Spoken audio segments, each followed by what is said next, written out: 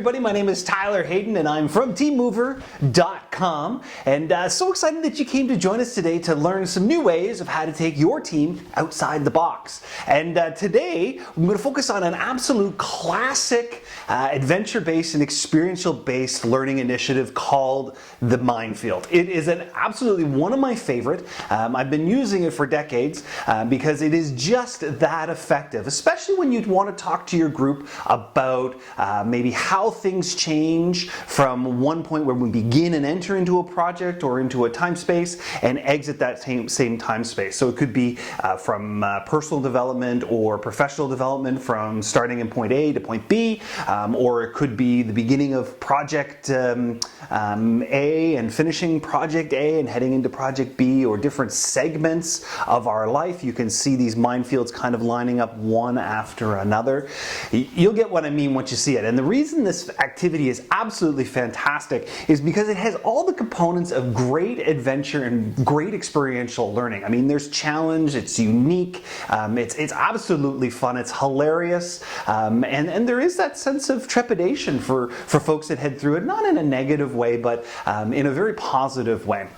We've got things like mouse traps and stuffed toys and ropes and distractions and leadership and blindfolds, and it's absolutely built for a great time. So without further ado, I'm going to show you what it's all about. So the minefield here in our whiteboard will give you a bit of an idea of how the event actually takes place. So to start out, what I do is I place a rope on one side of the room and a rope about 8 feet away on the other side, and in that rectangle, that's the time period by which we're focusing on. So it could be the duration of our project, it could be the duration of a term, maybe it's a fiscal year, maybe it's a school year, it could be anything. And what we're looking at is to see and have a physical representation of time and space and the things that happen within that same time and space. So I explain that. That's the first thing I do. Then what I do is I invite one of the participants, someone who's not going to be a big ham, but is going to have fun, not be too nervous,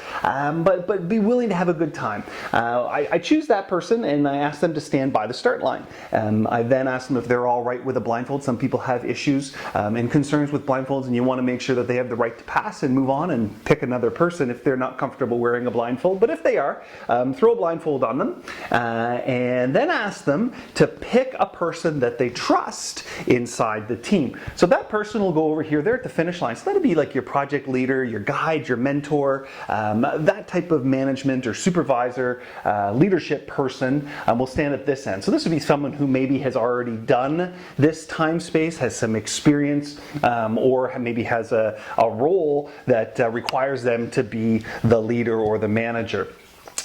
So they'll go here. This person trusts that person. This person's role over here, the leader, the project manager, their role is to guide verbally the participant, the learner, through this experience. So they can't physically go and grab them and walk them through. Instead, they have to use only their voice to be able to explain what they need to do in order to be successful for the entire event. So they're going to start here and here. This person's role is to guide that person all the way through. Got that? All right, so that's step number one. Then from there, what I do is I pick 3 people to be my distractions. So it's great to have some distractions. It really ramps up the level of energy inside the activity.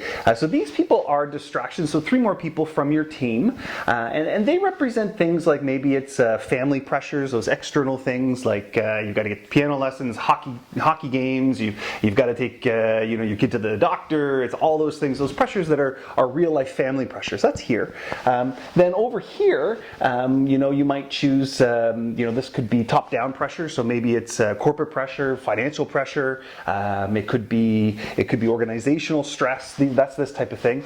Maybe it's other projects. Maybe it's other things they're working on. It could be peer pressure. It could be a host of other things. So, but looking at your organization, looking at what's a realistic frame for your individuals, what does it look like for them, and who would those people be?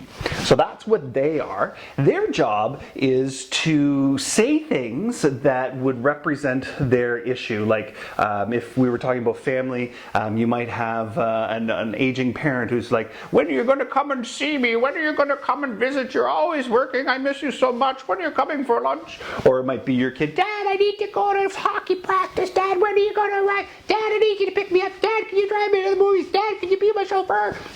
I got issues. Anyway, so that's what these people are going to be, right? Now what you'll notice is their job is to do that at the top of their lungs for the entire duration of the activity. Well, what you'll notice is that about halfway through, they'll either become supportive or they'll just drop off, and they won't be yelling at the top of their lungs or speaking at the top of their lungs, only because they want the person to succeed, the person who's entering into the experience. So that's who they are. Then what I do is I place out the green dots. So those are stuffed animals, so you're just going to grab some stuffies from your kid's room or maybe your room. You're going to place those throughout. Those represent the good things. So the good things that people are going to grasp a hold of being part of this project or part of this experience. So that could be like monetary, it could be personal growth, and you want to ask the group, what are some of the things, what are some of the benefits we get out of being involved in this frame, in this time period, and they'll tell you what those things are, and that's what each one of those things represent. Now, the job of the learner is to come through this experience picking up all of those green things, and it's the job of the leader over here, the project manager, to be able to guide them to those things. So it could be, you know, maybe it's benchmarks or points within your project plan. That's what each one of those might represent, and you can be as specific as you want to be as you begin to frame your activity. Then the red things, those are mouse traps. So the mouse traps represent kind of the risks, the things that can get in the way of us being successful. So it could be a change in leadership, it could be a reduction in budget, you know, it could be somebody gets fired, it could be a host of other things. It could be your offshore support, you know, collapses. Maybe that organization closes, and then you've got challenges of how you'd be able to manage your project. It could be communication issues. It could be a host of things that relate again to the thing that you're doing. So, and your group will tell you what those things are. So that's what those mouse traps represent. Now the job of the project manager, the leader over here, is to get the participant, the learner, to avoid all of those things. Now as the facilitator, depending on the group, I often move the mouse traps around because problems don't always stay in the same place, and benefits don't either. So I'll move those things around, I'll pass them, and you can get as engaged as you want in the activity as well. Now the final thing I do is the rest of the group, what I get them to do is line up in between those start areas, and the start and finish line on either side. I break the group into half, and I get them to stand with their bumpers up to make sure that the person doesn't come out of that timeline. So it gives them part of the project and part of the experience as well, gets them right inside the meat and potatoes of the activity. So that's how you set up the minefield. It is an absolutely wonderful activity to talk about communication, planning, problem solving. You know, and I encourage you to you can play with it in different ways. Like any great experiential event, the more you can run it, the better you'll get at it. So if you could dry run it, that's a great opportunity to be able to work out the bugs and how you set it up and how you facilitate it as the leader, because part of the magic of the activity is in your comfort and your expertise in delivering it. So make sure you practice, play safe, have fun, and remember, whoever has the most fun wins. So listen, go take your team outside of the box. Come join us at Team Mover. We've got a host of other great team building activities that that are road ready and ready for you to apply to your team today. Listen, thanks a lot. We'll talk to you soon. Bye for now.